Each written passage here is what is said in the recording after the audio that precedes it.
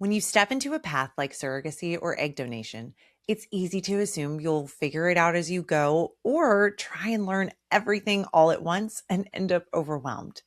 But what we see every day is that the families who struggle the most are often the ones who were told what they wanted to hear at the beginning instead of being given a clear and full understanding of what the process actually requires.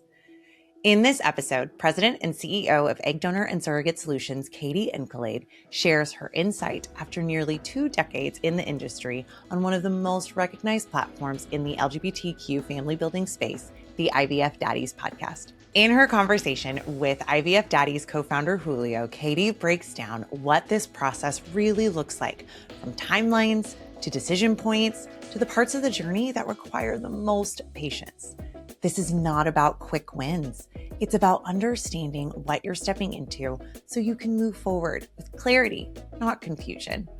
If you're an intended parent taking initial steps in this journey, or even in the middle of it, this can completely change how you approach what comes next.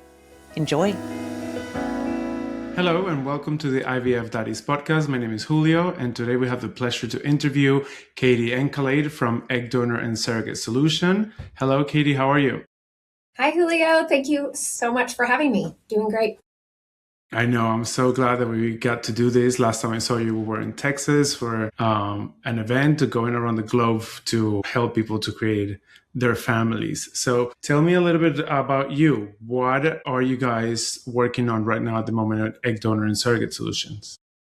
Well, that's a great question. So right now, I think we definitely are gearing up for a few other conferences and things that we go to where we share with families what it looks like to go through this process, the right questions to ask. We have Seeds coming up, which is an organization that helps through ethics in egg donation and surrogacy. And otherwise, summer is a great time for building families. It's a time that surrogates and egg donors are committed to starting the process, and families have gotten through the craziness of the new year and they're ready to be building their families as well. I know, because we also just came back from Taipei from building families in the US, and we went to Hong Kong and then Taipei, and the conference was really, really amazing. The attendees were great. What I'm noticing is every year you see the younger, especially the same-sex community, the men are getting younger and younger to start the process. It's good. And one of the things that I realized is when you go to these conferences, you think people have, we're on the inside, right? So you think people have an idea of what they're going through, because most people get there with an invitation, right? They get there by a friend, by somebody they're already going through the journey. And in my head, personally, I would think that they would know a little bit. And what I've noticed the most is they know a lot about cost, but they don't know anything about the process. Wow.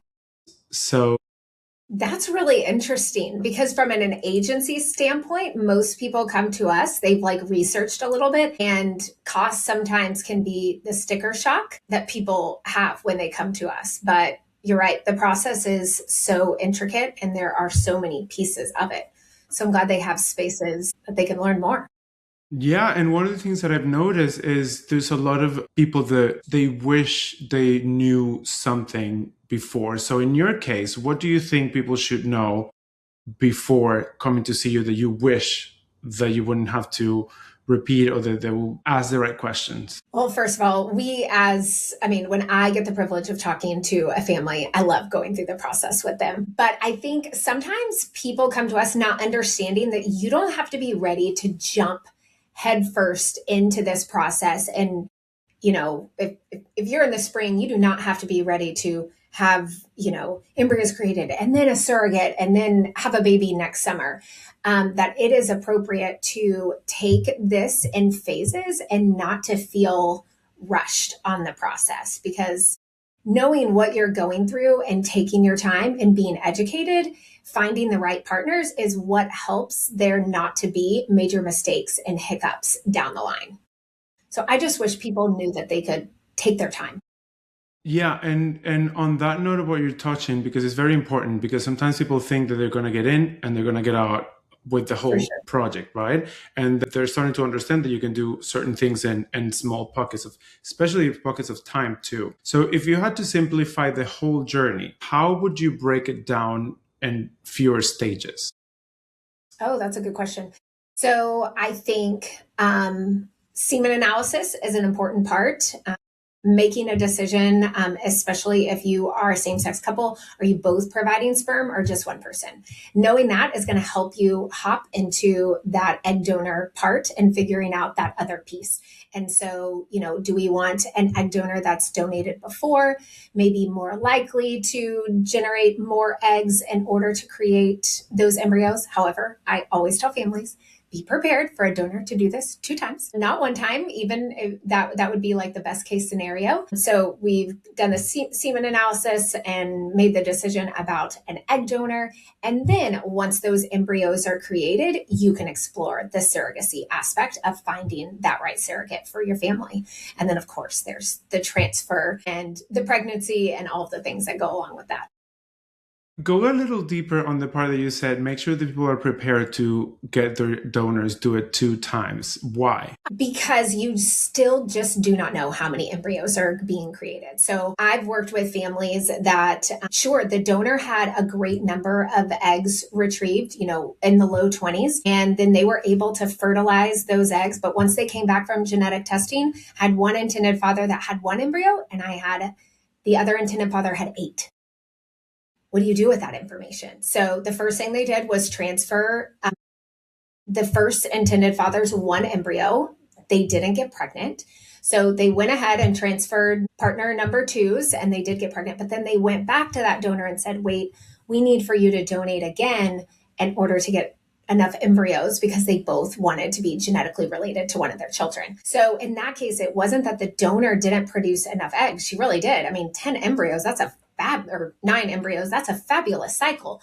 But the breakdown didn't end up how that family needed it. And so I just always tell families, you want to be prepared for that process if that is your goal long-term. Multiple children, multiple transfers, you want to be able that you have enough embryos to go through that process. So then in that topic, what would be a realistic timeline? What would it look like? Like the number of months?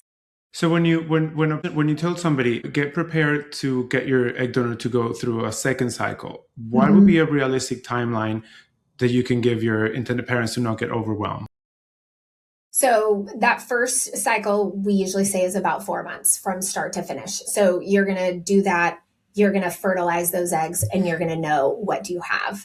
And then if you look up and you think we may not have enough to work with, then we usually recommend go ahead. Now you can start you can come over here and start the surrogacy journey with the embryos that you do have created. But go ahead and work with that donor again so you have enough embryos. So when you come back 2 years later, you're not, and I will say that's only if it's really important that your children are, in a sense, half siblings. If you're open to something different and finding a new donor later, then that's fine. We just usually tell people, although it has happened, I can think of a family now that they called me last year and was like, so we'd like more embryos, and their donor donated for them 6 years ago. And I called her and I was like, hey, this is what happened. And she was like, of course I would.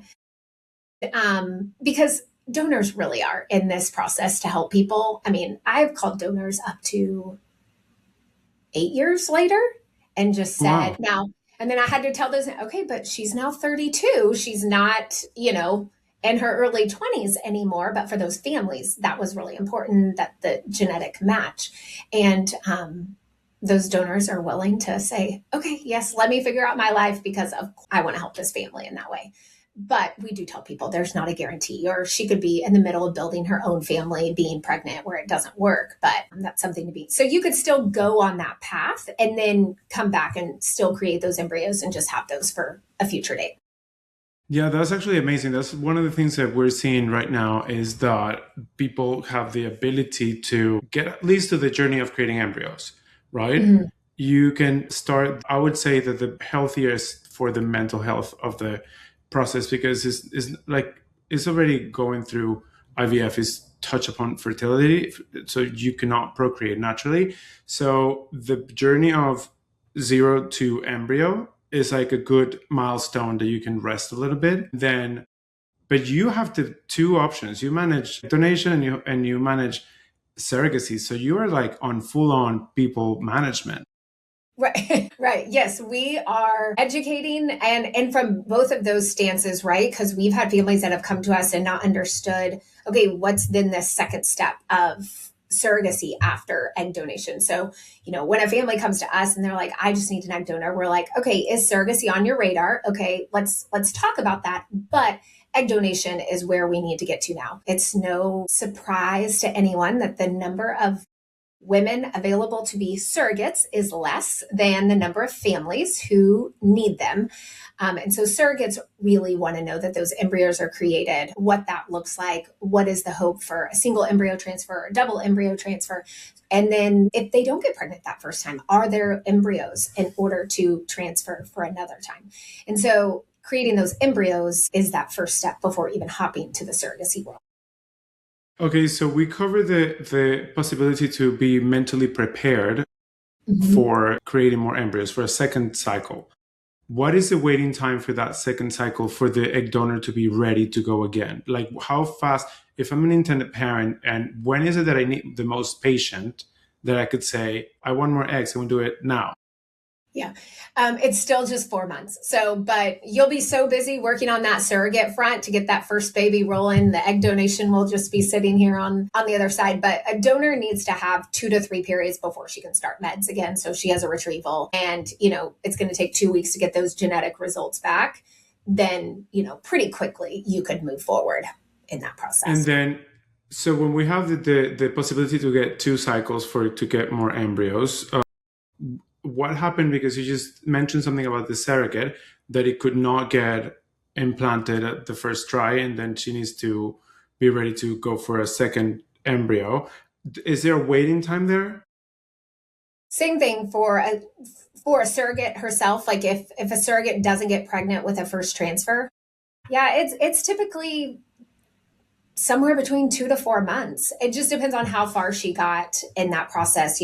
Was she on meds and then she just didn't get pregnant? But there is a waiting time for her body to be ready again in order to be off those meds, start those meds again in order to transfer again. Okay, because I'm trying to put myself in the intended parent's shoes. So let's say that I would love to have my baby through surrogacy, right? So that I come to you and you have the whole package. You have the egg donors and then you have the surrogate.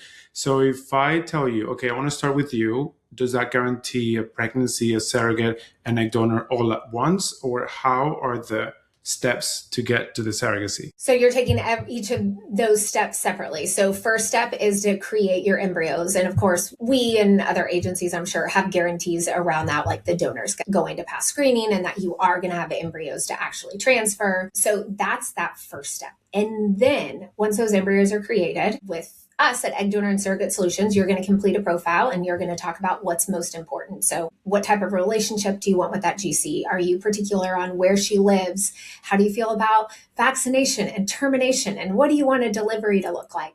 And so we are actually matching based on matching factors, because to us, we want you to have a good relationship. We want this to be a positive experience. So at Egg Donor and Surrogate Solutions, we're not a 1-for-1. So we don't take any money up front either. And so most of our families were able to match between 6 months and 10 months, but some we match in 3 weeks. So we're actually matching based on preferences of each individual party. And so once you're matched, then you're going to go through the legal process and then you'll be ready to transfer. So, if someone's like, how long is this going to take? You could probably pick a donor and have a match, somewhere around 9-10 months if all those things fell in line. It takes more than love to create a family. It takes compassion, courage, and connection. At Egg Donor and Surrogate Solutions, we've spent more than 18 years helping hopeful parents, surrogates, and egg donors create happy families through egg donation and surrogacy, one relationship at a time. Our team has been there. Many of us are former surrogates, egg donors, and intended parents, so we truly understand this journey. If you're ready to take the next step, visit createahappyfamily.com to apply today. All right, let's get back to the show. How about picking a donor and an egg surrogate, a donor and a surrogate at the same time? And an intended parent wants to proceed and select and find both of them at the same time. They can, it's just harder because surrogates are less likely to commit to moving forward with a family when they don't understand the timeline. So if you don't have embryos yet, they don't know. Are they going to get embryos? Are they going to have enough for multiple transfers? With our program, it just typically doesn't work in that way, but you're not any more or less likely to get matched because you start the process the day after you get your embryo, since we are not a list. Now, there might be agencies that if you're on a list and they tell you, like I was talking to one of our intended parents, he used another program before us, and it took him 5 years from start to finish, over 3 years to get matched. He had given an agency money and he was just waiting on the list. And with us, we matched him in, I think it was like 5 weeks, we matched him for his second journey. So he was a single male. And so they were not able to match him because he was like number 80 something on the list. And so it took over 3 years, where with us, what he was looking for, we had, and we were able to match, and they moved forward, and he had a baby in 18 months with us. So 5 years on his first journey, 18 months with us. Wow. So when it comes to timeline, especially because if things don't go perfect, they can take a little longer, right? What would be the fastest way for this timeline to explain to an intended parent? Like, what is the fastest timeline that someone can? Yes, if everything goes. That's a good question. Start to finish, from embryo creation all the way to having a baby, you need at least 20 months. Good. That's good information to know. That would be a good cycle. I would prepare closer to 24. If I could note something next to me, but you're 4 to 5 months on embryo creation, and then you're 4 to 5 months on screening a GC. So you're at month 10 if everything works perfectly. And then she needs to be pregnant. So that would be tight. I would say 2 years. Can I revise my answer and say 2 years? 100%. Someone should be, if you got it quicker, that would be awesome. But someone should be prepared for 2 years from embryo creation to a delivery of a baby. That is amazing information, because sometimes I believe that sometimes it's hard to explain that the system is not linear, right? And you think the steps are like that, but you can see that you have the eggs and then you create the embryos, you get the surrogate, then you need another egg cycle. So when do you think is suggested to advise the intended parents to practice patience the most in the journey? I think when waiting for that match. Probably like waiting for that surrogate match, because you want to have a good experience with that person. And like your egg donor, your surrogate are a part of your child's story. And most people would like that to be a positive story. And so finding the right person, that journey can look how you want, and that delivery can look how you want, I feel like is more important than super fast having 6 months sooner. Your child will not know the difference if they were in this world 6 months earlier. And so I think waiting for that good match, and then everything in this process can just feel like hurry up to sit around and wait. Oh, I selected my donor. Great. Now I'm waiting on my clinic to schedule that initial appointment. Okay, great. Now I'm waiting for that genetic results to come back. Okay, now we are waiting through this legal process. So everything we tell families and donors and surrogates, everything feels like hurry up to then sit around and wait. So it's like, okay, let's go. Let's get this piece done. And then we're going to wait until results come back or next things come back before we hurry up to then sit around and wait again. Yeah, one of the things that I touch the most is that same-sex males and solo dads do not go through hormones, right? They go through paperwork. Right. And most of the things, to me, I try to use analogies. And one of the most analogies that click the most with intended parents is like when you're surfing and they train you how to ride the wave, but they don't train you. There's like waiting in between waves. And waiting is an active form of the process too. It is. And there's so much that can be done in the waiting, though. Like there's so much education that can be done in the waiting. We have some videos and some platforms that help families. Okay, once you're pregnant, we're not going to make a birth plan until, 26 weeks. But there's a lot of things that we can be talking about in the meantime. Do you want your surrogate to pump for you? Is that even reasonable? How much does shipping breast milk cost? When I was a surrogate, I carried for a family that lived about 5 hours from me, and they were like, we just cannot, like, shipping breast milk is really expensive. But at our agency, we had a same-sex male couple that lived still far, but they were like, we do want breast milk. And their GC wasn't willing to pump. And I had the baby I was carrying 3 days before. So I ended up pumping for them. So like we were having those communications and we were talking through those things before their baby was even here and making those plans. So there's lots of things you can be researching. And that's amazing. Do you think that actually came from you as a surrogate, or do you think that was part of the agency that you were in, the intended parents education? So I think as an agency, they shared, the difference in what this looks like. I think as parents, they decided they wanted breast milk, and then the agency helped facilitate that. So then the agency and we would ask, okay, they're interested in breast milk. Actually, now we talk about that at a matching process, but they would like breast milk, and the GC said, like, I do not want to pump. Like, to be honest, pumping is awful. And she was like, I don't want to pump. And so they kind of looked at who's around, and the agency called me and said, hey, are you pumping for the family that you're caring for? And I said, no, they don't want me to pump. And they said, would you be willing to pump? And I said, yeah, sure. And so we actually delivered at the same hospital. It was so fun. Like the day I was being discharged, I got to go down and meet their little girl. And then when they were discharged 2 days later, I met them, gave them the breast milk that I had, and then we shipped it out. So, and there was an ongoing conversation of how much milk did they actually need and when we stopped. And the agency helped navigate that part as well. That's amazing. That shows one of the most important part of it, that is a very loving and caring and selfless act of helping another family, because you didn't even give birth to their kid. And here you are willing to pump for them because the other intended parents didn't want breast milk. So that right there is amazing. So you said something very important. You said that you now talk about breast milk in the matching part. So give me a little bit of the process of egg donor selection and a little bit of the process of the surrogate selection of things that you see yourself repeating constantly that most of the parents don't think about it. Because in my case right now, I wouldn't even consider talking about breast milk on matching. Yes. So from an egg donor perspective, I think most people come to the table very interested in physical characteristics or hobbies. They're really laser focused on genetics in picking somebody. And I always remind people that we're creating tiny humans through this process. And where does this donor, I said it earlier, like where does this donor fit into your child's story? So do you want your child to have access to this donor? Do you want to know this donor? Do you want to be able to ask her questions beforehand? Or do you just want to make sure your kiddo can ask, hey, did she have curly hair? Or you know what, I really like playing the piano. Did she like playing the piano? You can see some of those things, but then some people are just curious about things. So I spend a lot of time walking families through that.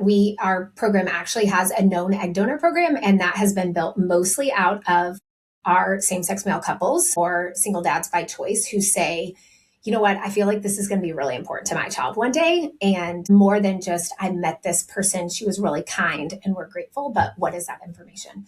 So we're helping through that. We're also reminding people that genetics are a component to this, but nature versus nurture is like really a real thing. So just because that donor went to, Yale doesn't mean that your child will go to Yale. Or just because that donor didn't have additional higher education doesn't mean your child won't go into higher education. So we try to put both of those things into perspective when we're selecting that egg donor between health history and some of those things. So I think families are laser focused on genetics, and we're trying to talk about a relationship and a long-term story, as well as where those genetic components and where the nature versus nurture comes into play. That's amazing. And for the surrogate? So for surrogates, I think that families are ready to get going. So they're like, we'll take anybody. A uterus, let's move forward. And we're usually circling back to those other things. We hope that everything goes smoothly, that she gets pregnant on the first transfer and everybody delivers at 40 weeks, vaginally with no complications and everything is fine. But the truth is that's that's not always the reality. And so, we have mutual friends that have babies in NICUs and that had to travel across state lines. And so having some of those conversations are really important, and understanding where do each parties fall if there's a diagnosis in utero and a hard decision might need to be made. Or do they want to come to every single OB appointment? Is that going to work for a GC?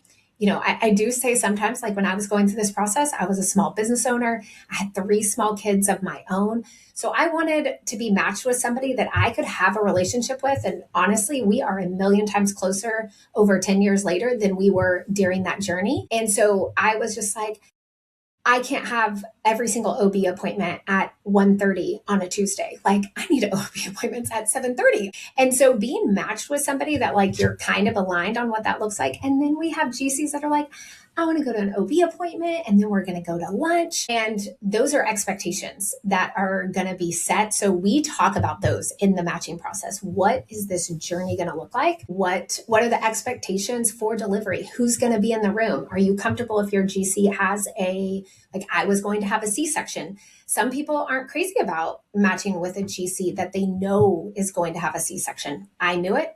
It worked out great for us. So those things are important. Breast milk is another factor. What is that communication going to be? Trust is important, that's built through that process.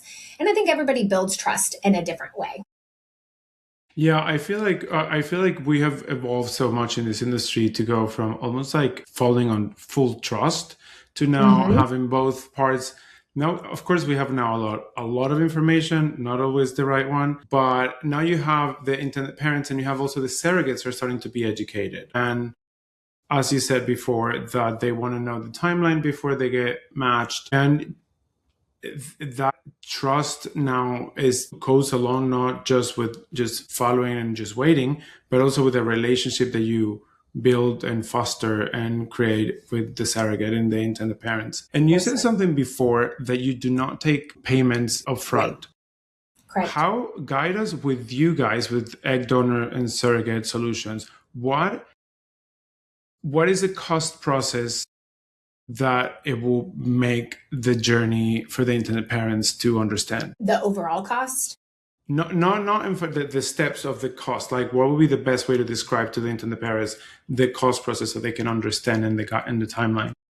Okay, so you have the embryo creation piece, and then you're going to move into the surrogacy piece. So I can speak from our perspective, and our agency fee is split up into 3 payments. So we take a payment when families are matched, then when contracts are complete, because that means everybody's done and cleared and we're all in the same space there, and then at heartbeat confirmation. And so many families, they are making, and so for us, they're making financial commitments at those stages. For us, we're putting, that in escrow along with, for us, it's another $30,000 that we know is just going to cover those extra phases. And then at contract time, we require any costs, hard costs that we know are going to be required. So that's the GC's compensation, her insurance, and if there's anything that we know is going to happen at the end, lost wages, if we know she's getting a standard 6 weeks. And then typically there's nothing at heartbeat confirmation. But then at 30 weeks, a good agency is going to give you a financial picture. So at 30 weeks, we look and we say, okay, how much is left here? Because did this take 3 transfers to get here? Or, was this one? And so there's plenty. Hey, what do we expect these medical bills to be? What do we expect the lost wages to be? Is she going to be pumping? Is there a cost associated with that? So we would go back to a family at 30 weeks, not when they're needing to be home enjoying their baby, and say, hey, here's an outline of the fees that we expect moving forward. These need to be placed for us in a third-party escrow account. Funds are not placed with us. Funds are not placed with an attorney, but rather a third-party escrow account where those funds are safe and secure. So when their baby comes, they're already financially prepared and they can just be home, loving their baby, taking care of their baby, and all the financial parts will be taken care of. This is amazing. The level of transparency is great. And that makes me feel like the biggest question that we normally get is what will be like the red flags and the green flags. In your case, which one do you think is more important to highlight, surrogacy or egg donation? When people going through an agency, what should they be careful of as a red flags and green flags to go with them?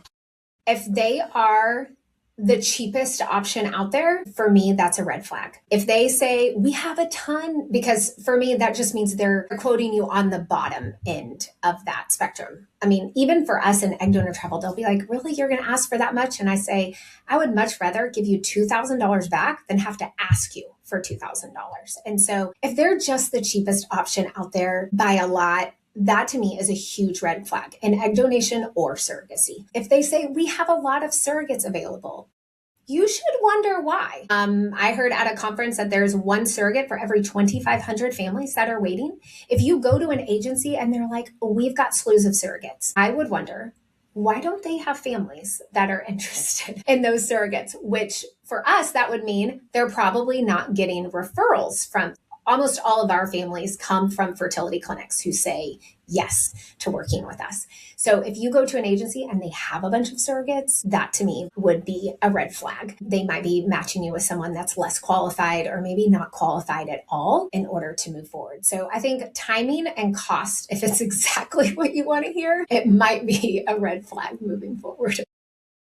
Wow, that's amazing. And when people are looking for this process and they tend to feel stuck, what is the best advice you can give in terms of parents that are starting to feel stuck to move forward and in the journey of surrogacy? I think education. Sometimes just in life, we feel stuck when we don't know what that next step is, or we don't know what to expect. So either connecting with people like through your network that are learning about this, heading to some of these great conferences where you can hear experiences of other people, checking out podcasts, just learning where those next things are, because I think people often feel alone in this process and need to know that there really are a lot of people that are journeying through this. And so I think when you seek that education or talking to an agency, it helps you feel that you're not alone. And then you can find out what that next step is, because it doesn't, like you said, it doesn't have to be this bit. It is this long journey, but like, what's just that next right step? And find somebody who you can partner with